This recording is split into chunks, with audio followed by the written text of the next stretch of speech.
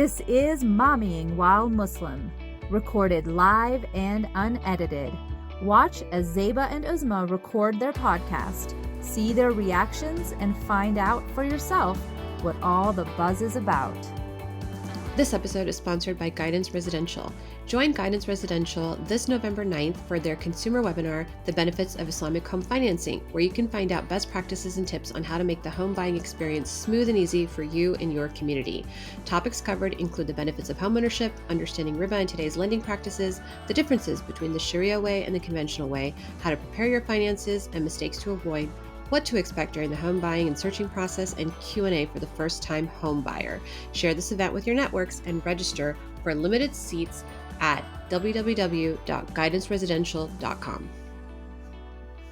Assalamu alaikum, everyone. Welcome to another episode of Mommy While Muslim podcast. This is Uzma Jaffrey.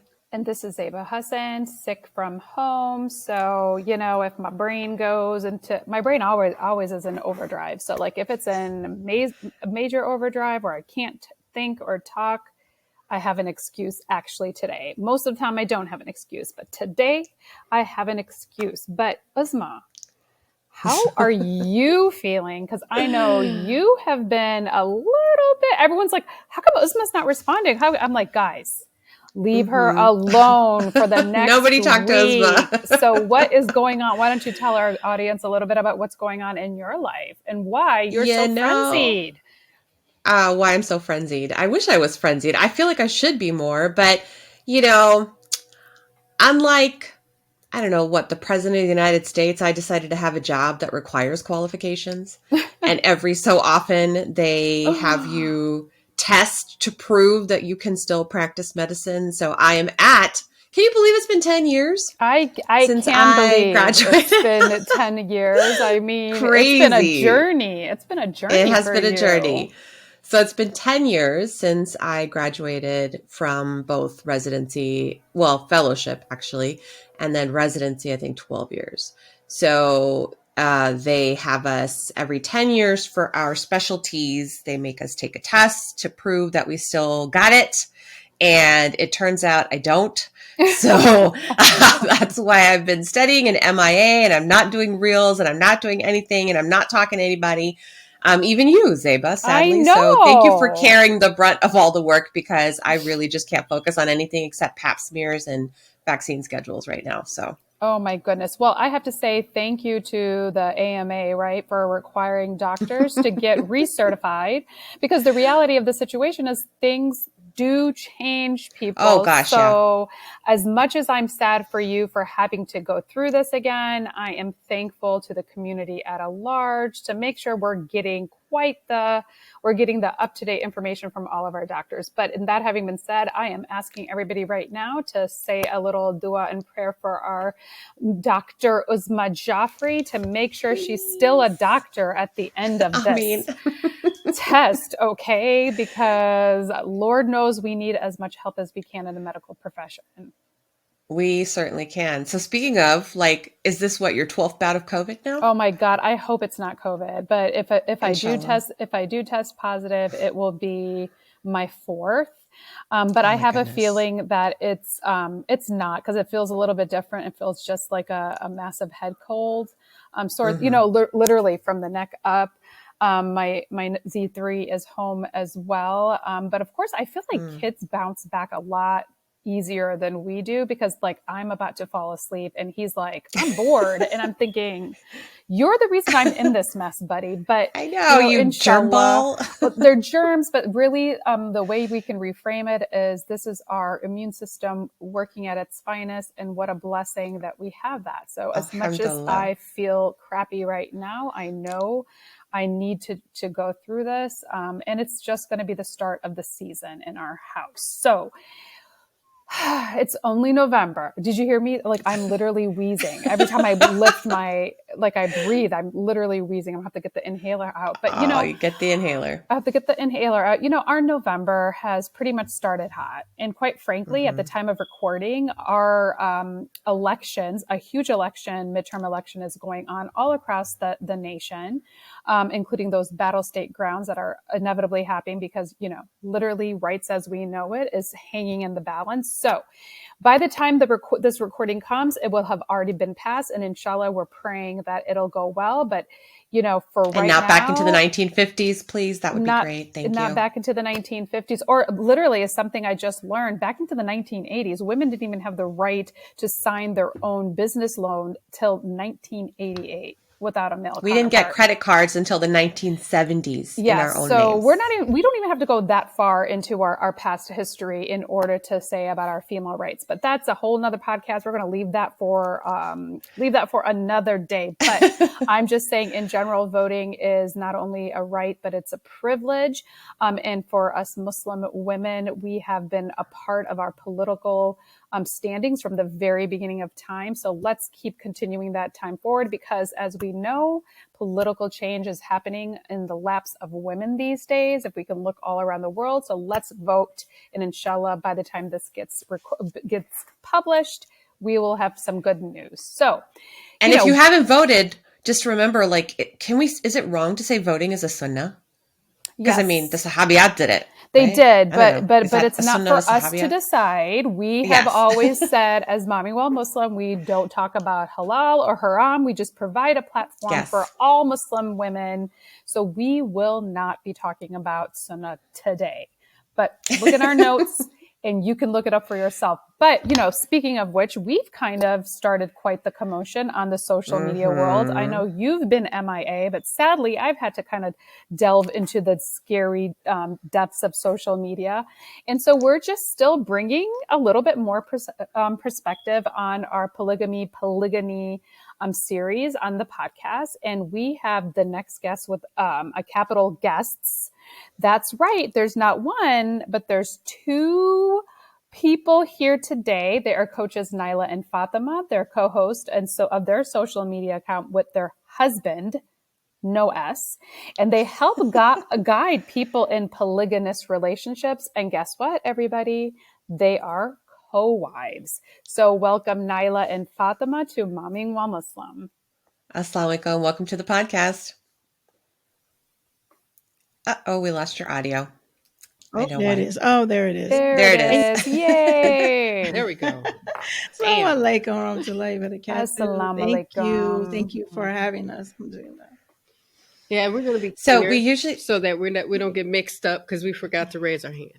I'm Coach Fatimah. Oh, yeah. Because there's two of you. If somebody's not watching the video and they only hear on audio, maybe we'll just have you guys say your name before you start answering a question.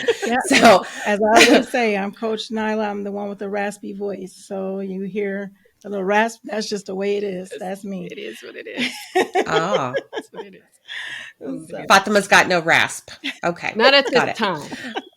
Not at this time. Okay. Alhamdulillah. That's good. Get COVID from me through the internet. So exactly. You're not contagious.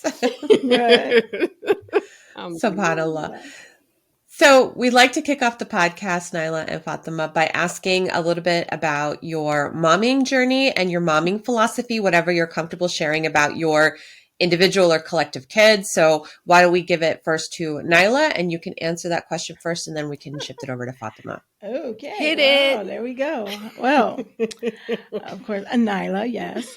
Raspy voice here. I am a mother of 5 biological children, 7 bonus children, and we don't really like to say stepchildren because that whole negative connotation that comes with it. So I say bonus children, and my oldest is just turned 23 years old. Oh, we're just gonna leave that there. And my baby is 4. So the whole the spectrum. So that is a big. The house is very interesting. We'll just say that. But the mommy journey is a journey, especially with me because I was. I always say that I was a child that was raised by a single mother who was raised by a single mother, and that ended up showing itself in my life because I'm a convert, but before I converted to Islam, I was a single mother, and then after I converted to Islam, I got married and divorced, so I was a single mother 2 times, and then got married into polygyny. And, so that's that. And had 3 more children and an additional 7 bonus children. So yes, I love it. I like actually staying at home. I'm kind of that kind of stay at home mom type of thing. And excuse me, homeschooling, all of that, type of thing, all that good stuff. I mean, I do like to get out from time to time, but I do like teaching the kids at home and doing I guess the traditional, quote unquote traditional mommy stuff. So yeah, that's kind of the long and the short of my mommying journey for the most part. But I do believe I heard something, which I was like, that makes a lot of sense. It said the further away from the home that the mom is like the children need the mothers closer to home. So it's like kind of like the further they are from the house, the more issues that they have, just because we are really natural nurturers and different things like that. Not saying that we shouldn't work. I mean, my co-wife and I, we have our own businesses. We work. We work hard. We work hard. But we also make sure we have that time for family too. Oh, mashallah. That's awesome. Let me see. For myself, I got married at 20. So my oldest child, daughter, she's 27 years old and she has her own child. So I'm a granny. Mashallah. He made a year old. She's married and she has her own little one. My grand cookie, I like to call him. So for me, I had 4 daughters and 3 boys, and a friend of mine that had it she had 6 and it was mixed up. She said, thank God, alhamdulillah, you had the girls first and then the boys. So I had a lot of help, a lot of mommies in under one roof. But my mothering journey was, I think, made a little bit easier because I had daughters first, and they're introverts. All of them. So they just played in one little spot and kind of just did their thing. And they're, like Coach Nyla was saying, they like being at home. They didn't like a lot of noise. Don't mess with their stuff. Don't mess with them. And it was relatively, it was easier because girls are such doers, and they step right into that mothering role even when they're 2. They have their little babies. And so is it frozen on your end? I wish I could go back to some of that. I didn't spend enough time there. Yeah, it was pretty nice for me. I miss it. Yes, you got those girls. I have 4 boys and 1 girl, so that was a whole other thing. Wow, that sounds like a lot of fun under one roof. So let's just jump right into it, and both of y'all's paths to polygyny and whether it is one roof or not, because inquiring minds want to know. Go ahead. I didn't think I had a path to polygyny, but I mean, as a Muslim woman, it's an option. So I couldn't go, I don't know about that. I don't know anything about that. I have never heard of it. I didn't do that. So I knew that was an option for our husband, and at the time for my husband, but it's like, okay, he'll let me know what, I'm not going to bring it up and like start anything. But of course, all jokes aside, it's part of Islam. And so the women would have the conversation. I go, make it stop. I'm 20. I don't want to share my husband right now. Get away. But I knew it was an option for him. And I think there's so much wisdom in having that structure of polygyny, because there's accountability there through Islam. So I do love that wholeheartedly. I can't see myself growing up or growing through polygyny like I grew up, where it was like, the grandpa's going off and my grandma's like, he's probably with one of his women. I'm like, this is like a nightmare. But becoming Muslim, it was very liberating to know that Islam regulates and it places honor on women in calling them wives and giving them the title of wife. So it was something that I found growing up was very hard to deal with, because there was no honor. And to answer your under one roof question, do we live under the same roof? We do not. No, we don't. We do not. And it would be just too much going on. It's like, what is it, like 12 kids all together? No, man. It's a lot. Mashallah. But and then plus my co-wife and I, we like our own space, and we have, we like spending some time together, but we like our own space. Yeah, it just makes sense. She's for an us. extrovert. I'm an introvert. Yeah. It's just sometimes I don't want my own daughters at my stove. So you can only imagine if it's 2 wives and we're like, no, I'm gonna make the dinner. No, I'm gonna make it. But for clarification, we have traveled together and we've been under the same roof. We did a video about that.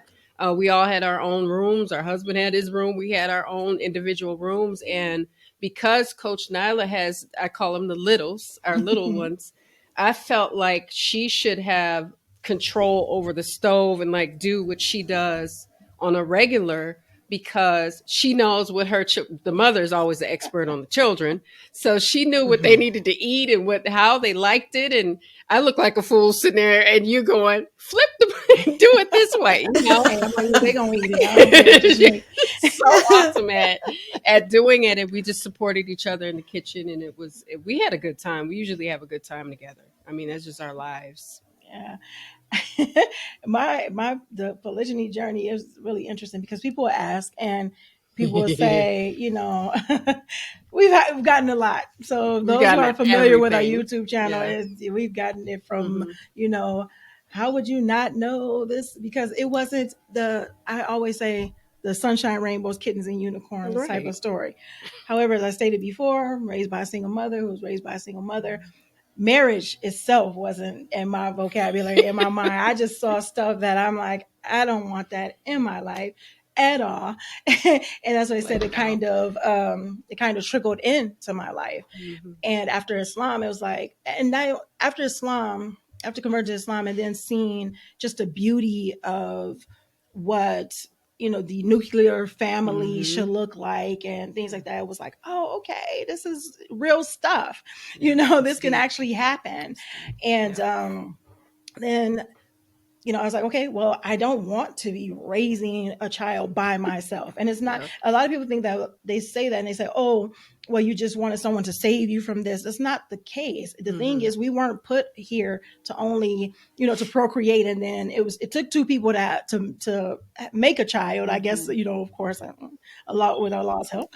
And, then it should be people, more than one person raising that child. And we always believe in it takes a village and all that other stuff. So my thing is, being a single parent, not having companionship, all these different things, that's not the way I wanted my life to go. So, and being, morally sound, I'm like, I want to, be married. Yeah. It's a monogamy thing. The monogamy thing didn't work. Not saying that monogamy doesn't work, just for me, that particular marriage just didn't. And so I knew Coach Nadir and Coach Fatimah actually before I even got married in monogamy. So when that failed, it wasn't like, oh yeah, this is the man, let me go marry him. It wasn't that. It was the thing of that I'm like, this is a beautiful family. I know that polygyny is allowed in Islam. And as I stated on a number of occasions and some of the videos that I do, as well as a live that I did, an interview I did, I said, it just so happens that track, I think we're okay. The person who checked the boxes of the husband that I was looking for happened to be married already. I knew that. So I'm like, he just happened to be married already. And because Islam allowed it, I didn't see the issue with it or anything like that. However, people came for me afterwards and was like, well, how did you not see? I was like, because my mental is like, I'm Muslim. I studied this. I thought this was whatever. And I didn't, that's where you come in to say, well, maybe that's the naive part. But I do believe that once we have our full faith and our trust in Allah and not despise what Allah allows, then it makes it a lot easier to understand or to try to understand other people's point of view. I did a video where I said, Muslim women actually do have the right to marry a married Muslim man. Not that they have to, but that's still a right of theirs. He's not, I call it married but available. Until he has 4 wives, he's still an available Muslim. The one we got is available. Right. And I was like, if we know that we have a good husband, who are we to deny, someone else that, that good husband, because he does not belong to us. So it's just these understandings that I had. But the thing is, the journey to polygyny just wasn't that easy or that cut and dry, because of what society had put out there, and because of what other people, started, putting into our lives. Yeah, it makes sense. And not even actually having the tools to say, well, what does this look like, and how do we navigate this properly? Well, some people just don't simply care. I mean, it's when you're raised a certain way, because if we were in a part of the world where polygyny was the norm, nobody would care. But because we're in the West, where it is not the norm, it's considered actually abnormal, toxic, taboo, that people just come for you on the strength of you being Muslim and going, okay, I was raised in America. However, American culture is not my culture. And they have an issue with that. Some people come on our page and they'll see, and I always say this, the optics of seeing Coach Nadir sitting in between two women. They don't like that before we even speak one word. So they've already met us with judgment. So before they even hear the story, in order to condemn it as a result, they've already condemned us based off of a photo. So, and they don't ask us, is this what we wanted to do? No, they tell us that assumption. They tell us we don't want it. They're like, no, you don't. I'm like, wait a minute. Well, this is the funny thing, because like, if somebody is going to be fighting with me over making dinner, like, I don't know about that. That might be something like worth pursuing just from that alone. But here's my spoon. Here's my kitchen. See ya. Please help me with that. But this is the thing, I'm gonna. The thing that I don't get is they don't see the consent of the three adults in it, because I have every opportunity to say goodbye to this man, and so does Coach Nyla, and so does he. Exactly. And I'm going, okay, you see three consenting adults to be in polygyny, because I could have left. Like, if you want to do that, cool, great. Bye, I'm out. But people don't see the fact that we're adults of a certain age, clearly, with our 20-something-year-old children. Grand cookies. Yeah, and my grand cookie. Okay, and they still want to say, yeah, but you guys got low self-esteem. Yeah, but you have low self-worth, and he's controlling you all, and you're just there to make money and spread wealth and help him take care of you all. Right. You know what I mean? What? We gotta earn our keep. It's just ridiculous. Interesting. It's ridiculous. Well, this is we've gotten a lot of questions on our page, obviously, as you can imagine, because this was something that we are bringing out into our communities. And so I'm going to be that person to ask those really tough questions, because one, I am curious as to how it's going to work. And two, I don't necessarily feel that it's a self-esteem thing. Like, to your point, you guys have made this choice as consenting adults within the framework of what the religion deems to be allowable. So I'm just going to say that, and whether what I think about it, Uzma thinks about it, or the world thinks about it, we're just not going to get there, because we're going to talk about logistics. So the number one thing that people have been consistently asking us, and I started getting curious myself, was how it's great that you three are consenting to live in this union, but the children that are the result of the union are not consenting. They're just the result of the union. So my question to you is, how do your kids, to the extent that you can talk about it, how do they handle, the situation? And two, is that something that they would even want to do moving forward? You want to take that one? Well, we can both do We're going to take it together. But it's really interesting, too. That it's so amazing. It's a great question, definitely, because we've gotten that question. Yes. We actually have a video. We have a few videos on our YouTube channel. One where some of our children did speak on what living in polygyny, or what growing up in polygyny, what that looks like for them. And the interesting thing is, Coach Fatimah and I, my co-wife and I, we were talking before, and we thought about it. And it was like, what? They all have their own different experiences, and their own different, just their own different timelines of it. I have my oldest bonus children who what they grew up for a while was their Umi and their Abu with Coach Nyla and Coach Fatimah. Right. That's what they seen. And then here comes me and 2 children of, my own, a Brady bunch, and so it was like having to adjust that way. And then, and with my children, I had a son and a daughter who have 2 different fathers, one from a previous relationship and one before Islam and one from a previous marriage. So then they come into a family or into this lifestyle where now it's like, not only is it a father figure, and have another mother figure. So it's these different dynamics that we thought about, like, wow, it is different, but it's about having that conversation and allowing them to still speak their piece and still speak their truth.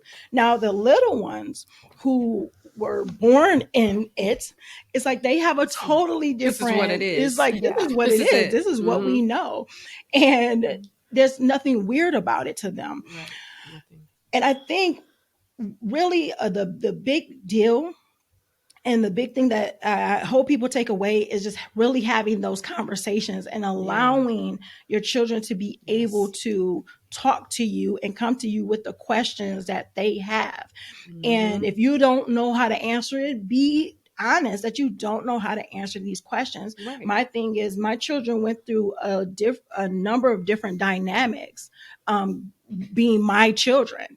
So I had to be very responsible as a parent to say, and very, very intentional to say, how do I prepare my children for the transitions? How do I prepare my children for what this will look like? And to let them know that polygyny is an option. It's a moral form of marriage, and it's an option. Just because we practice polygyny don't mean you have to practice polygyny. But my thing is, you're going to see what monogamy looks like. You're going to see what polygyny looks like. You're going to see those things, and you will be able to make that decision on your own. That's the same thing that people ask me about when I converted to Islam.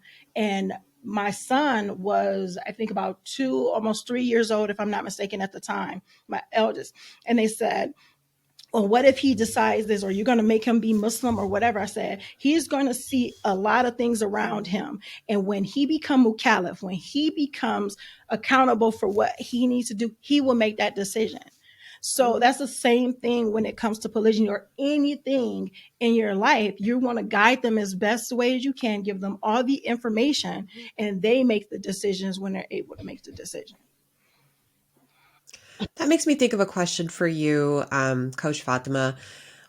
Like, for you, for those kids that were born into the situation where I have these 2 moms and a dad, what is kind of the age of awareness? Because I think it's about like 4 or 5 when they start thinking of things like, I'm not, like, for me, it was about 4 or 5 that my kids were like, what? I'm brown? I'm not white, So is there an age when they finally realize, like, hey, not everybody has 2 moms that they could just go around the corner and hang out with, and, like, all these extra brothers and sisters? What is that age, and what does it look like? What do those questions sound like? Well, I think that the age of awareness depends on the child. So I have a daughter that's 20, and then I have a daughter that's 27. Their ages of awareness were different.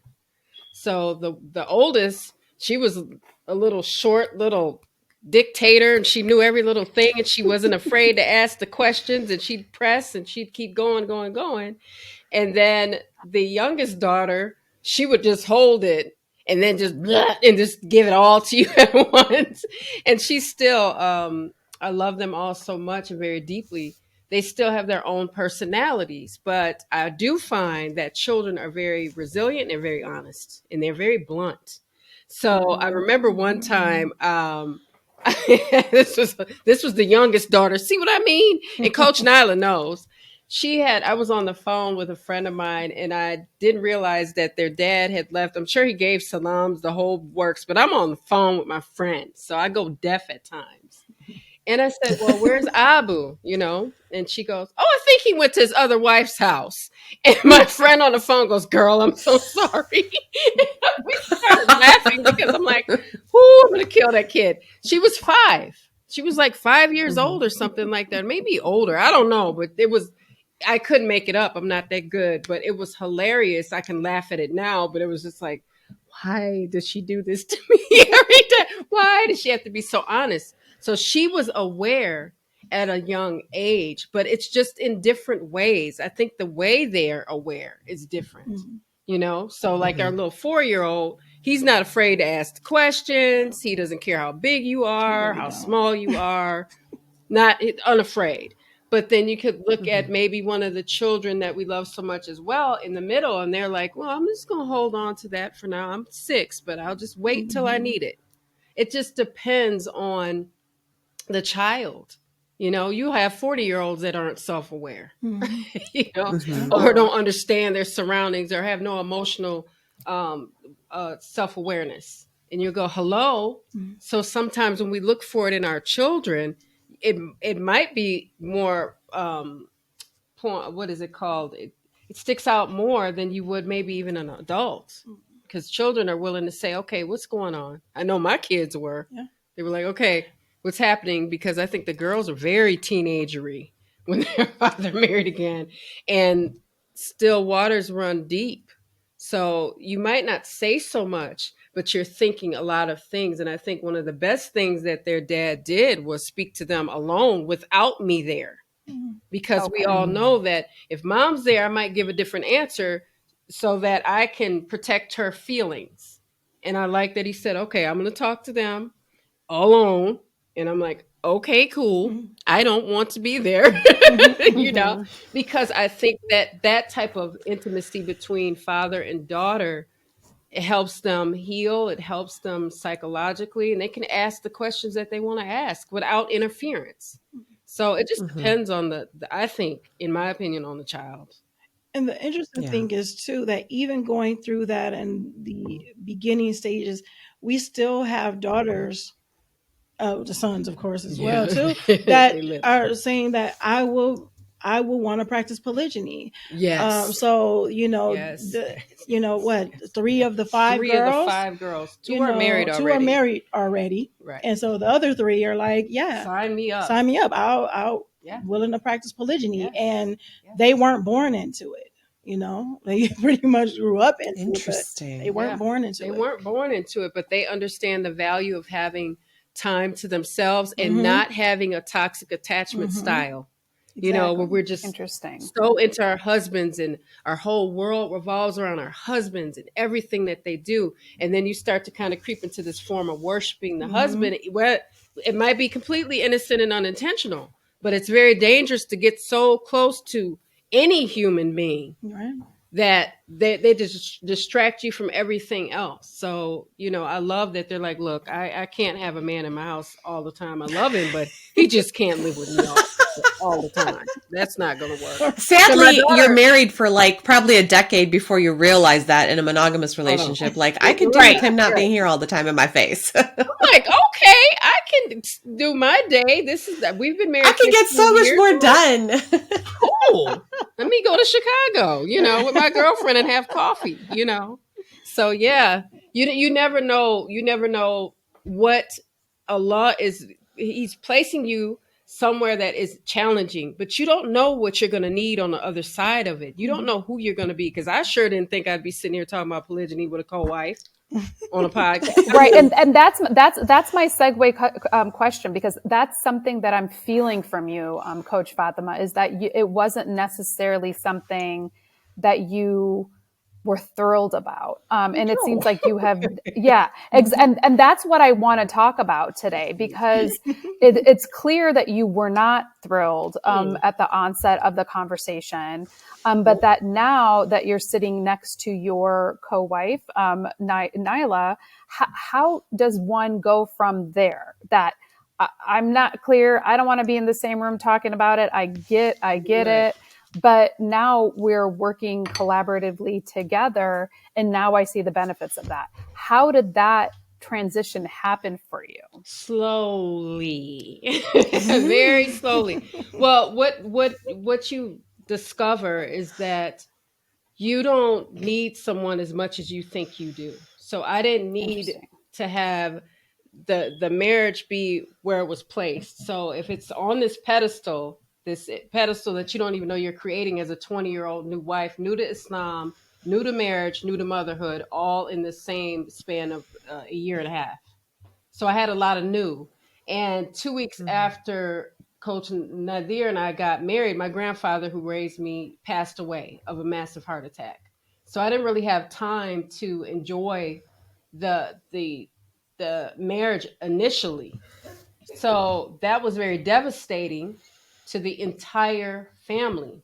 The entire family was thrown upside down because that was the first major death.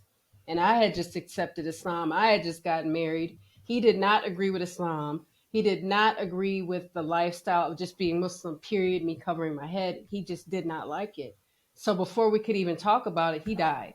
So I didn't have time to like really enjoy the first couple months of being married because of the trauma. So I said, okay, once I get to enjoy this, then I'll just embrace it wholeheartedly. But it was to my detriment in that my world was my husband, my daughter for 2 years until I had another daughter. And then it was just the four of us. And so you just kind of protect that circle because you trust that circle to not judge you for being Muslim or talk behind your back for being Muslim.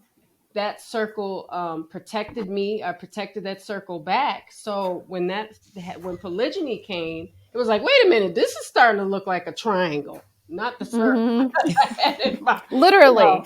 But what I did was, and I wish I could just really stress this, is embracing the qadr of Allah matters. It matters because you can't fight against him. He's always going to win. So it didn't matter what I had up here. Allah subhanahu wa ta'ala always knew that this was going to happen. It was written. There's nothing you can do about it. There's nothing to speed it up. There's nothing to slow it down. So embracing the fact that he's running this, not me, matters. And to submit to the will of Allah, that is what liberated me in polygyny and understanding that this is a test customizable for all three of us. And it's happening to us and our children, not just me as an initial wife, not just Coach Nyla as a subsequent wife. It's happening simultaneously in different ways. So yeah, embracing what has been written for me from way before I was ever thought of mattered to the success of what you see now. I'm going to let Zeba follow up on that part that you just shared with everybody, because I feel like that's kind of the point of view that a lot of men try to bring to women who are more hesitant to jump on board. The qadr Allah argument, it's the right of the man argument, which, I feel like you're legitimizing in a perfectly wonderful way. And I love that as a woman, you're saying that I'm not having to hear it from a man.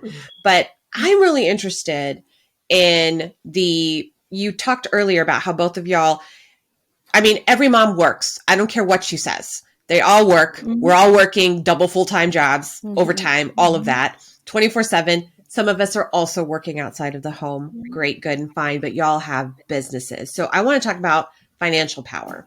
And I've been, doing the research for this series, I fell into, because I was like searching for Muslim polygamy in Muslim American polygamy, and I fell into Black poly circles. And it was, Black Americans who are practicing polygamy, some of whom happen to be Muslim. And one of the arguments that I never thought about, or one of the things that they talk a lot about, is the financial power that comes with polygamy. And I just thought maybe you could share some of that information if you're aware of it, or if you ascribe to that philosophy as well. The wealth building via numbers, because, white people, mainstream America, they have generational wealth. They have all of these ways to evade taxes that we don't know about. At least my family being an immigrant family. And then we know with institutionalized racism, how hard it is for generational wealth to be built in Black communities. So can you speak to that and whether it applies to your family or not? And if that's too personal, you don't have to go there to your own family. But, just talking about that financial power, I think, is really important because I know a lot of immigrant families don't think of it. Yeah, that's a great question. The interesting thing is that it applies in a different way than we've seen it. We've seen it where people made it. It's kind of like, okay, I work, she works, and we bring it all together, and that's how it is. That's not how we operate. Right. No. The thing is, we really do operate that on the lines of that the husband is the leader, he's the man, you are the protector, the provider, the maintainer, and these things like that. However, we believe that it's very important that women know how to make money. That they know how to invest. They know how to do these things. Because regardless of him being the protector, maintainer, provider, you don't know what's going to happen. So those type of things is very, very important. But the way we talk about it and we train and teach on building the wealth is, what's the thing we say? We didn't have to go hiring a lot of other people. We just actually, we birthed them. Yeah, we have. Yeah, exactly. You have your own army of people. You have a workforce behind them. We've created the board members. Yes, we did. But it's learning these things and it's teaching them how to invest, how to not work for someone else, but work for yourself, or how to create businesses or create jobs, how to be that type of person in society and what that looks like. So when we learn it and we practice it and we teach our children to do the same, that's where the empire comes from. That's where it gets built. It's not just you go work here, you go work here, and then we create we just do a lot of financial education, and then we teach our children that. That's the thing when it comes to what that generational wealth look like for the Rothschilds and the other people or whatever type of thing, besides taking it from other people. I'll just leave that alone from a different podcast. But you can talk about that on this podcast too, just get on the Rothschilds. But the thing is, they still taught their children and their children's children how to the laws of money, the different types of loopholes and these type of things like that. The thing is, we just have to learn it, practice it, and teach it. Learn it, practice, teach it. Learn it, practice, teach it. You don't have to marry multiple women in order for that to be a thing that you can acquire. You can do that and you can continue to build it. The key thing is to have multiple streams of income. But you don't have to marry into multiple streams of income. You can create that on your own with a number of different things. We can go into a number of our different mentors and everything like that. One person, Grant Cardone, he doesn't have multiple wives, but he has multiple streams of income. Right, he balls. And, and different types of real estate and things like that. It's kind of learning from the people who do it. Right. And you practice it, because if they can do it, of course you can do it too. Yeah, and then you can teach other people to do the same. And our thing is, like I said, the generational wealth with us is just teaching our children the same things that we learned and that we learned. But we didn't learn this from our parents and our parents' parents. They didn't know those things. They didn't have the tools. They didn't have to. And then the thing is, we're very honest with our family. Our family is Black. And nobody's handed us, nor have they ever handed us anything. So one of the things that I tell our daughters specifically is they don't have a choice. They have to invest in them. They have to, because you're showing up. You're a Black Muslim woman, and then you show up in some of these spaces. You might get diminished anywhere for any little tiny thing, and then the big stuff, the important stuff. If you go into certain banks or certain institutions where they have money, you're going to get rejected because they'll see those things, those three things: Black, Muslim, woman, and they'll go, "Nope, you can't have that." You know why? Because it wasn't set up for you to have it. So then we teach them how to be the bank. We teach them how to be the bank, the bag, the Brinks truck, all of it. Because they need to, because what if they get in a space where, Muslim, we're always very conscious of Allah, God conscious. So we think about death a lot, all day long. We think about, we have to pray. We have to make sure we're working toward the akhirah, not just in this life. So then that makes us think about, if we do get married, what if something happens to our husband? Then what do we do? Where's the money? Where's the stuff? Where we have the tools, because Coach Nyla and I have enough tools to keep OPR going. Inshallah, if we have to, because we've invested in ourselves individually, in our individual marriages, and in this family. So it's only, what do they say? Rinse and repeat for our daughters, for our sons, because this is important. We have to have a plan A, B, and C. And it's not just sitting in the house, although it's honorable work. But if you can turn in, something you really love and you're passionate about, and you can make some income off of that for yourself, then we would stress that you do that. That you do that as a woman, especially in Islam, even if you just want to say, okay, I want to help a little. I don't have to, but I'd like to help. And your husband could say, no, I'm doing this without you. But, you would want to have something. It's so hard. My father was an educator with a master's degree, and we had to pull money together to help bury him because there was nothing left. He spent what he had while he was alive. He didn't think about what happened to the people once he died. I was already married, so I was good, but he had an unmarried daughter, my sister. She didn't have anything. His wife wasn't left anything. There was chaos. So we just don't want our daughters to have to go through this. That's smart. I appreciate that. Thanks for clarifying. I definitely appreciate that, because I think regardless of what communities that we are in, making sure our females are taken care of is the number one thing. And it should be just as relevant in our communities as, and for them to be self-sustainable, whatever it is. And, I talk a lot when I deal with my corporate clients that alignment comes when you can find passion and work at the same time. Then all of a sudden it's not work every day. So I love that it seems like that you're you guys are teaching that to other people. And we'll talk about that in a little bit, because I again want to ask another question, because I find this whole topic fascinating. And it was something that from the very beginning I really wanted to highlight here on the podcast, just because of my own misgivings, one, my own misunderstandings, two, and my own prejudices, to be very frank and honest with you about that. So I, in saying that, I want to clarify that I'm coming from a place of respect in trying to understand an alternate lifestyle than what I was born into.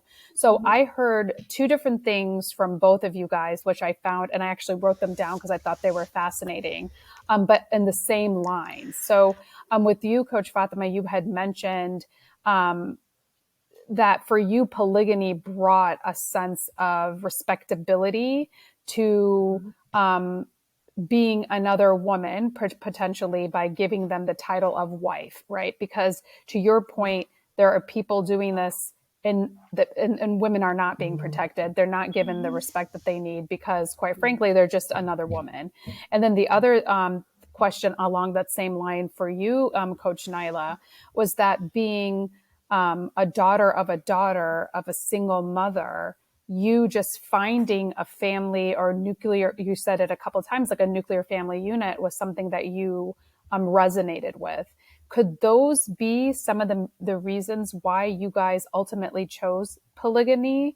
And that was just something I was curious about, coming from two different backgrounds, but having a little bit of that intergenerational trauma that we inevitably bring forward. Was this the answer for you guys in helping to heal that?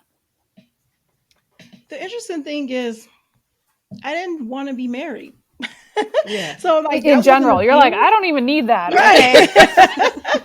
Like before, but I think just going into it, one of my major things Because I've gotten that question, so it's a really good question, and it's a common one.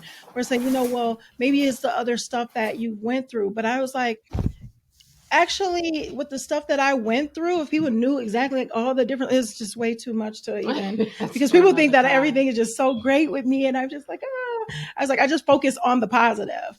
I said, I would not have even wanted to be involved in a relationship or whatever with marriage, a man, anything. I remember at the age of 14, I asked my mother, I said, because I wanted kids.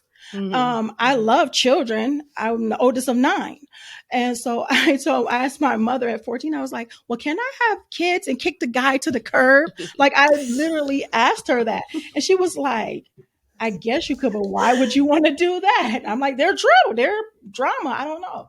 But that's what my 14-year-old logic saw, because that's what I had seen. I was like, okay, I don't want that. I can do bad by myself. So, just looking at that, it just, things have changed. It changed when I saw that there were actually, you can create, and you can build and grow and have a wonderful marriage, but it actually depends on choosing the right mate, and being, emotionally intelligent, working on you more than you work on anything else, those different things. So it's like, there's a system to this. It's a science to this. Yes. And I'm like, if I can do that, then that's fine. But polygyny, on the other hand, it was, as I stated before, the person who checked the boxes of the leader, the provider, the maintainer, happened to be married. The family that was just like, they're beautiful too. So I'm like, yeah, when, type of thing. And it was like, I'm not full time. I mean, we say this a lot. My co-wife and I, we say we're his wives 100% of the time, and he's our husband 100% of the time. Yep. But he's not with us 100% of the time, and that's fine. Yeah. And I think that sometimes people don't understand that sometimes the choice of polygyny is not about any trauma. It's just like, I just want my time. I want the companionship, and I want the protection. I want the other stuff in a halal way. Yes. I just don't want it every single day, all my life, or whatever the case may be. Or some say that, I have this career going and I don't want to stop my career, and so polygyny works for me. So there's a lot of different reasons why. And I believe that my idea of coming into polygyny was nothing about trauma, but as an opportunity, and the opportunity of growing with, having a bigger family. For one, I saw that like my co-wife said, she had daughters first. I have one daughter. 4 boys. So I was like, my daughter will have sisters, because So it was a lot. It was a whole bigger picture. Then, and I was like, I'll have this friend and this co-wife. My circle of very small. So it was these different things where I saw these benefits to polygyny. Nothing dealing with trauma. It was like, I'm an introvert. My family is my nucleus. My family is my circle. And this is going to be somewhere where I can grow. And the leader of this family is doing the things that I see that a husband should do. He has these qualities that a husband should have. And that's just, that's, my take on it. That's what happened with me. Yeah, for me, like I said, I got married when I was 20. I met Coach Nadir when I was 14, and I was not interested in sharing a husband. But I had to learn something, and I'll share this. And I've said this before, I've trained on it, and sometimes people don't like that I say it. I don't wait for them to like it to say it. What Coach Nadir wanted made me who I needed to become. So I had to kind of go through this transformation in and of myself, because when you meet somebody and you're that young and you've bonded with them in a specific way, then you don't understand when you're that young that people are going to evolve. So will you, and you'll change, and your wants, your needs, your desires will change as well. So I had to learn that, and I'm glad I did, because then I think that Allah subhanahu wa ta'ala has a way of creating distance between us and those that we love, so that when he takes them back, then there's a safe amount, I call it a pull, but a safe amount of distance between us, so that we're not so wrapped in them that we can't let them go, even though they've passed away or whatever the case may be. I think it's healthy to not become so close to someone, because we'll see. I remember a friend of mine, her mother passed away, and they were Desi, and they're Indian, and she said, Fatima, my mother is so distraught about losing her mother that she would lay her mother's dress on the bed and lay on the dress and cry because she was that distraught. And she said, Umi, you can't do this. You can't do this. It's going too far. It's like you're worshiping grandma. You're worshiping your mother. She said, I know, but I can't help it.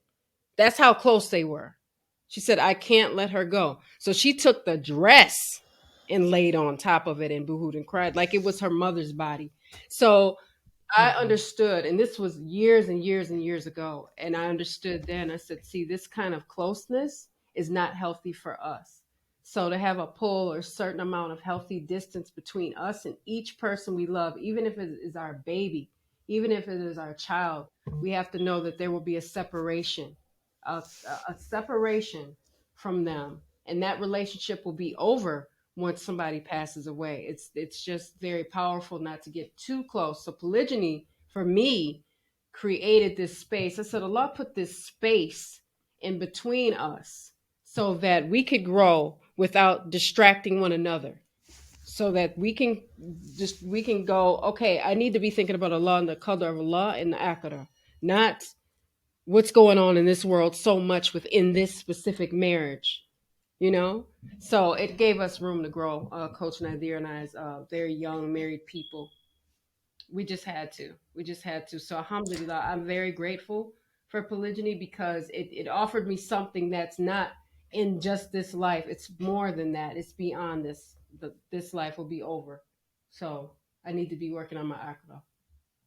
Yeah, alhamdulillah. And I like how you're pointing out, it's not about, because at least the way we saw it for our moms growing up, like that immigrant female mentality of, how do I keep him happy? I have to keep him happy, because if I don't keep him happy, he's going to go looking elsewhere, and I always heard things like that, from, women very close to me. Mm-hmm. And it's so funny, because as an adult, I was like, but that is kind of idolatry, that's the only unforgivable sin. So like, how can you do that? And I always strove to not do it, but I found myself falling into the same patterns of trying to please him. And alhamdulillah, like you, early on in my marriage, realized that's never going to happen, and that's not necessary, because, we're each individual people, and we're each responsible to Allah subhanahu wa ta'ala. It's great that we come together and we live these parallel, like we intersect where we need to. That's it. But otherwise we're on our own individual paths to Allah subhanahu wa ta'ala. Right. And if you can realize that in monogamy, it's awesome. But, I think it can be done, and probably done a lot more easily in polygyny, but we're not going to talk about that, because I did it last episode and I got in a lot of trouble. So I'll keep everybody happy. But I wanted to, since we're talking about it, early on in your polygynous relationship, and when you established this relationship, I want to know where you went to kind of get counseling or get support, if there were other people around you who did it. And hopefully that will segue into OPR and what OPR does. Girl, we go to you for support? Nobody for me. Yes. She's like, nobody. There was no support. There was no support, sister. There was, we can both tell you there was nobody. You at least had like a circle of sisters. And they were still like, I don't get it, but maybe he's not Darth Vader just yet, Fatima. And I'm like, I don't know. I think he is, It's like, my group of little sisters, but but no, nothing. I mean, not as far as for polygyny and what, here's the thing with me. When I was studying Islam, when people knew, whether they weren't Muslim, but they knew that I was studying Islam, the first thing that they would say, or first thing mainly would come out their mouth, like, the husbands can have more than one wife. So they didn't know anything else about Islam, but they knew that. And we don't eat pork. Yes, don't eat pork. Yeah. People knew that. Wow, people still don't know that about us. My goodness. So it's those two things, and I'm like, well. But then the polygyny thing intrigued me because I was like, well, how does that even work?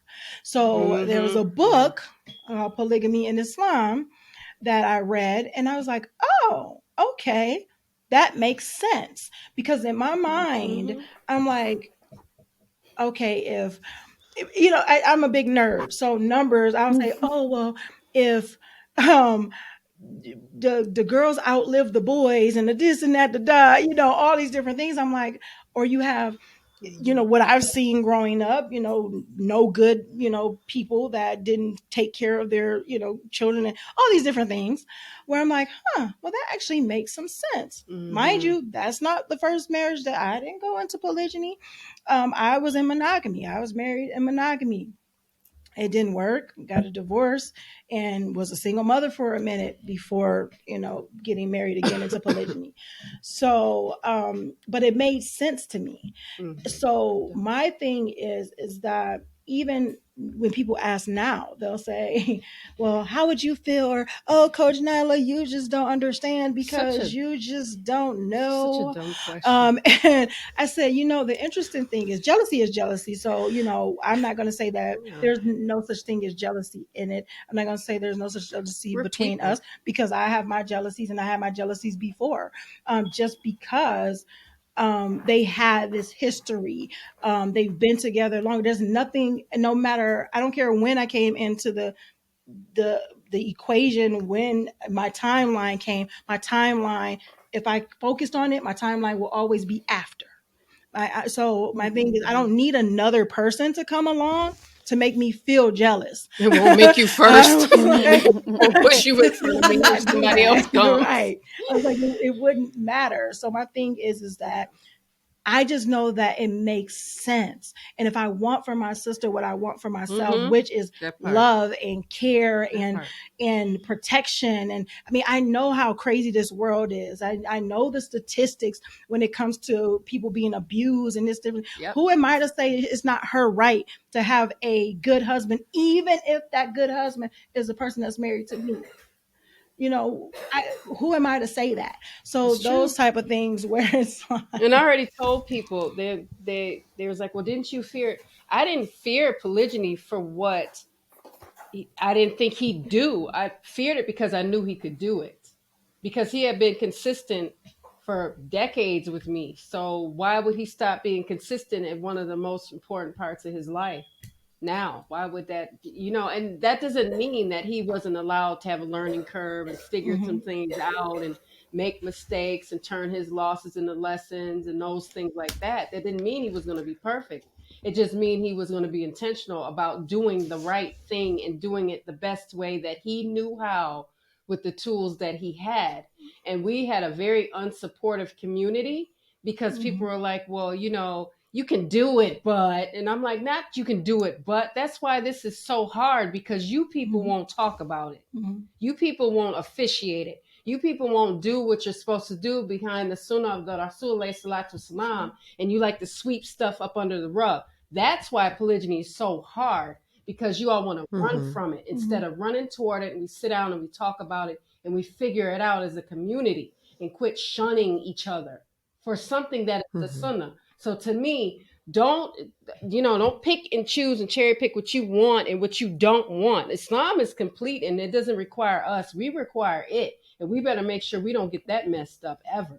Yeah, we have to learn many different things. I mean, and we've learned. We still are. Yeah, we're still learning. And it came from different things like personal development, self-care, communication, relationships, those type of things. And then we put that together. When we got it together, we put it together and created what we have with OPR, because people asked us. People were like, okay, well, we know somewhat of the story, or we're having issues here, or my husband is looking to practice polygyny, or he's talking about it. So it's like, do we keep, what we've been doing to ourselves, or do we really help people? Because we know we needed it.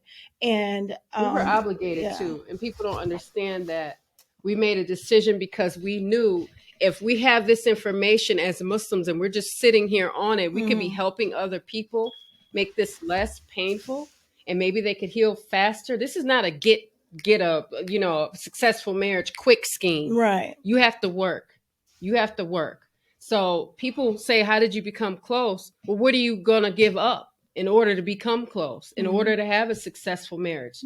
So once we had the information, like Coach Nyla was saying, we have an obligation to share it. So it's like being an unintentional hero, but we know there's a need. There are really people in marriages and children, because of the adults can't get their stuff together. The children are suffering because of it, but we're just going to sit here in our houses and we're just not going to tell anybody. That's not part of Islam. We're supposed to give the sincere advice from one Muslim to the next. Indeed. Inshallah.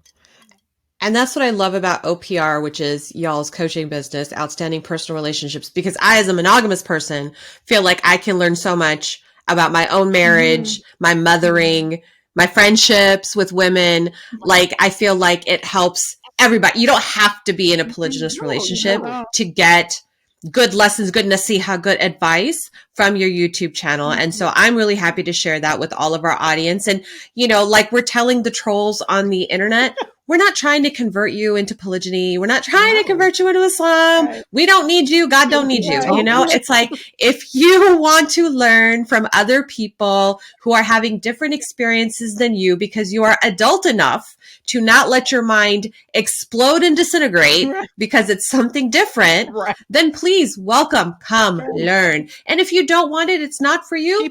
That's fine. But when you are leaving with this big flag saying, I'm leaving, goodbye, behind me, don't let the door hit you in the bottom, because you don't have to announce to us that you're leaving. Like, we don't really care. We're here to support all of our mom sisters living the lives that they choose to lead for their children, for their family units, and whatever works for it. And we applaud you, the introverts and the extroverts, doing it for all of your beautiful kids, mashallah. You have a dirty dozen, mashallah. I love it. That's like amazing. So I just love everything that you guys are sharing. And I wish that people could see that polygyny can exist in this way, in an adult halal manner, if people are willing to put in that emotional work and that, I think, that religious work that's required, because there's a lot of mental work that comes with practicing Islam in the way of the Quran and Sunnah, the way it was intended to be practiced. And if we could all just do that, I think society would be so much better. So Jazakallah for coming on and sharing your story and your sincere nasiha. Like, I think that you guys advise us from your hearts. I really hear that. I feel that. And I hope that our audience will be able to experience it from your YouTube channel as well. Inshallah. Zeba, any final thoughts? No, I just because I am not on social media, so I'm not aware of this channel. So do you guys want to tell our audience where they can find more information about you all? Yes, go ahead. You do so well in all right. How do you forget? You guys want to reach us? You can reach out to us on Facebook and YouTube at Outstanding Personal Relationships, or on IG at Outstanding Relationships, because Outstanding Personal Relationships too long. Or you can join our private community, troll free, because we're not having it, at oprcommunity.com for details. Yes. Wonderful. That's awesome. And if you still can't find them, just ask me, because I stalk everybody and I will find them for you. That's how I found them in the first place. So Jazakallah khair, ladies. We so appreciate you coming on. Assalamu alaikum. This episode is sponsored by Guidance Residential. Join Guidance Residential this November 9th for their consumer webinar, The Benefits of Islamic Home Financing, where you can find out best practices and tips on how to make the home buying experience smooth and easy for you and your community. Topics covered include the benefits of homeownership, understanding riba and today's lending practices, the differences between the Sharia way and the conventional way, how to prepare your finances and mistakes to avoid, what to expect during the home buying and searching process, and Q&A for the first-time home buyer. Share this event with your networks and register for limited seats at www.guidanceresidential.com.